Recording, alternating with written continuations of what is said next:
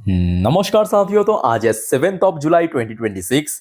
दोस्तों, बाजार की सेंटिमेंट आज थोड़ा सा वोलेटाइल, साथ में थोड़ा सा वीकनेस था बिकॉज ऑफ एक्सपायरी। और जहां पे निफ्टी 50 के साथ मोस्टली सेक्टर या मोस्टली इंडेक्स लगभग सेम प्रकार की मूवमेंट आज हमें देखने को मिला मार्केट में। और जिस वजह से हो सकता है कि आज आपकी पोर्टफोलियो भी काफी नीचे आके क्लोजिंग दिया। और अभी यूएस मार्केट की मूड भी काफी हद तक वीक चल रहा है, जैसे कि यहाँ पे आप देख सकते हो। डॉ जोन्स की पोजीशन दोपहर 2:18 पे लगभग 0.26% नीचे। इवन जब मैं लास्ट वीडियो रिकॉर्ड कर रहा था तब भी नीचे था, बट काफी हद तक रिकवर हो चुका है। मतलब अगर आप देखेंगे, देखिए शुरू हुआ था यहाँ पे, फिर एकदम से नीचे पहुंचा, फिर थोड़ा थोड़ा करके अभी रिकवर कर रहा है, बट अभी टोटल रिकवरी नहीं हुआ। लगभग 0.26% नीचे चल रहा है। आशा रखता हूँ अगर क्लोज के पहले रिकवर हो गया तो सही रहेगा। अच्छा, बाकी बात करें नैस्डैक कंपोजिट की, जो पोजीशन पहले से थोड़ा बेटर है। बेटर है मतलब शुरू में जितना नीचे पहुंच गया था लगभग 1.5% नीचे, वहां से आप देखिए बैक टू बैक रिकवर कर रहा है। अब कितना एंड तक रिकवर हो पाएगा वो थोड़ा सा सोचने वाली बात है, बट काफी हद तक रिकवर हो चुका है। ठीक है। अच्छा, अब क्योंकि डॉ जोन्स नीचे चल रहा है, नैस्डैक नीचे चल रहा है, ऊपर से अब ऑयल प्राइस को ही देखिए। मैं आपको पिछले 2 वीडियो में ही बैक टू बैक जानकारी दे रहा हूँ। रियल टाइम डेटा, ये रात की अपडेट है।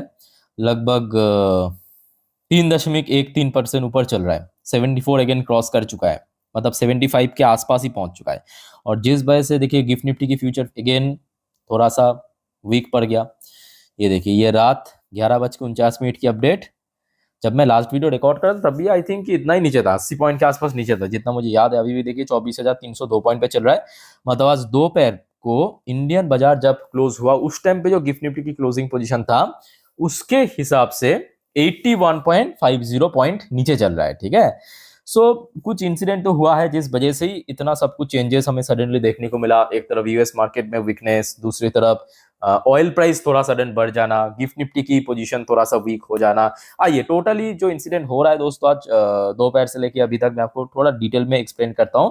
बट आगे बढ़ने से पहले एक छोटा सा रिक्वेस्ट आप सभी को करूंगा। दोस्तों, अगर आपको वीडियो अभी तक अच्छा लगा, लाइक जरूर करना और चैनल को प्लीज सब्सक्राइब करके जरूर रखना। ठीक है। इस प्रकार की जियोपॉलिटिकल अपडेट, शेयर मार्केट की अपडेट हर रोज पाने के लिए देखिए, आज ऑलरेडी मैं दिन की 5 इंपॉर्टेंट टॉपिक की ओर वीडियो अपलोड कर चुका हूँ। आई होप कि आप लोगों ने देख लिया। नहीं देखा तो सर प्लीज जाके एक बार चेकआउट करना, सारे इंपॉर्टेंट टॉपिक है कल के लिए। ठीक है।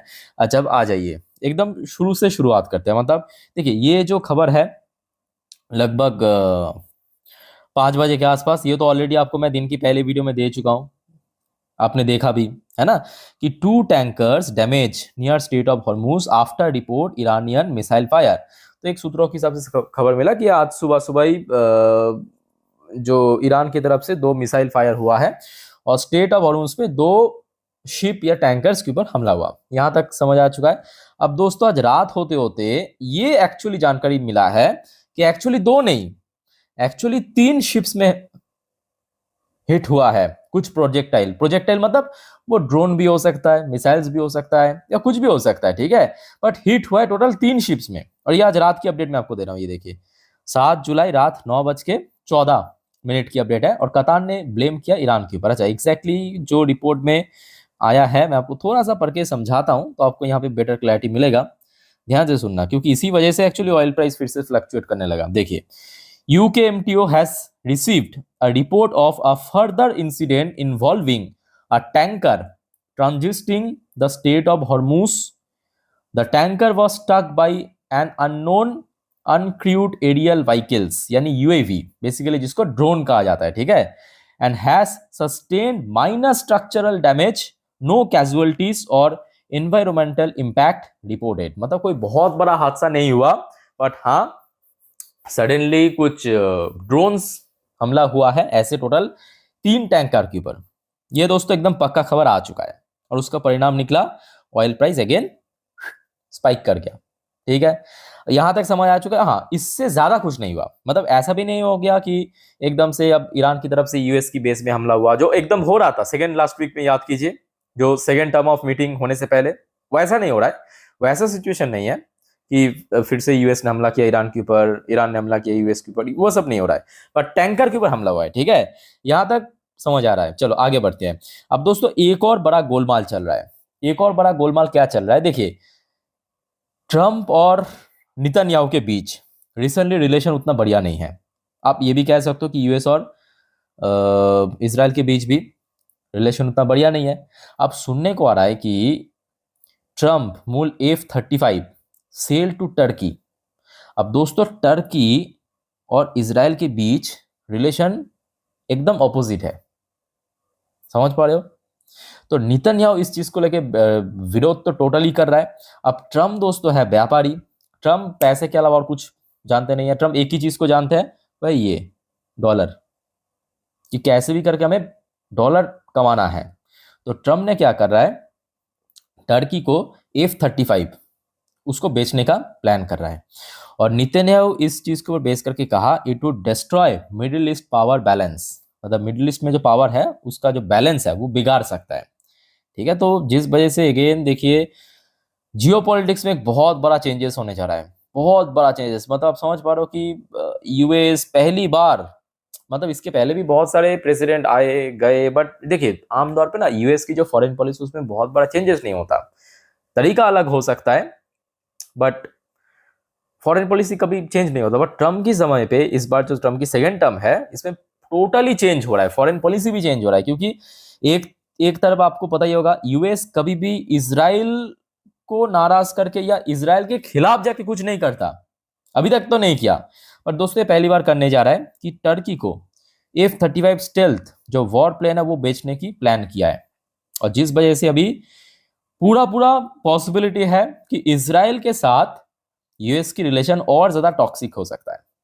पर दोस्तों इसमें देखिए कहते हैं ना कि मतलब हर एक चीज में एक नेगेटिव साइड होता है, एक पॉजिटिव साइड भी होता है। अब दोस्तों याद रखना, अब ट्रम्प जितना इजराइल के खिलाफ जाएगा, नेतन्याहू के खिलाफ जाएगा, उतना ही भारत के लिए बढ़िया।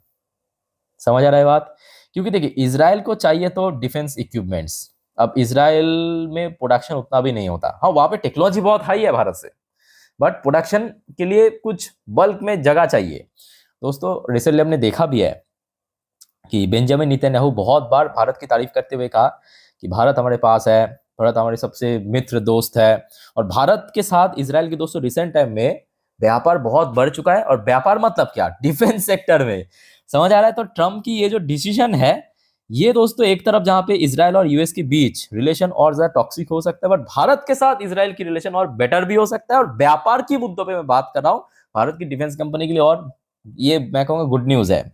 आई होप कि आपको मेरे बात समझ आ रहा है, मैं आपको एकदम डिटेल में समझा दिया। ठीक है, चलो आगे बढ़ते हैं। अब देखिए एक और यहाँ पे ट्रम्प की तरफ से स्टेटमेंट आया, ये भी आज रात 9:45 की अपडेट है कि Trump says Greenland should be control by US. अब ट्रम्प की नजर दोस्तों मिडिल ईस्ट से थोड़ा सा हटके, पूरा तो नहीं बट थोड़ा सा हटके अगेन ग्रीनलैंड के ऊपर चला गया। अब ट्रम्प दोस्तों जो 2025 में कह रहा था कि ग्रीनलैंड को कोई यूरोपियन देश या आपके यूरोपियन यूनियन कंट्रोल नहीं कर सकते हैं, ग्रीनलैंड हमारा पार्ट है, मतलब यूएस की पार्ट है। अगेन फिर से वही दिमाग में वो कीड़ा फिर से काटा है। अब फिर से क्या बतिया रहा है कि वो यूएस की कंट्रोल में होना चाहिए ना कि डेनमार्क के कंट्रोल में। ठीक है, तो मुद्दा दोस्तों अभी फिर से गंभीर होने वाला है, मुद्दा फिर से गंभीर होने वाला है। क्योंकि वैसे भी ट्रम्प यूएस की प्रेसिडेंट, मतलब सेकेंड टर्म में प्रेसिडेंट बनने के बाद जितने भी यूएस की एलाई मेंबर है, एलाई देश है, मतलब चाहे यूरोप की बात करे, इसराइल की बात करे, जापान, साउथ कोरिया की बात करें, रिलेशन तो किसी के साथ बढ़िया नहीं चल रहा है, ऊपर से और टॉक्सिक होता जा रहा है ना। तो इस बार इसराइल के साथ भी और टॉक्सिक होना जा रहा है, और इधर ये ग्रीनलैंड की मुद्दों पे और ज्यादा बिखरता जाएगा।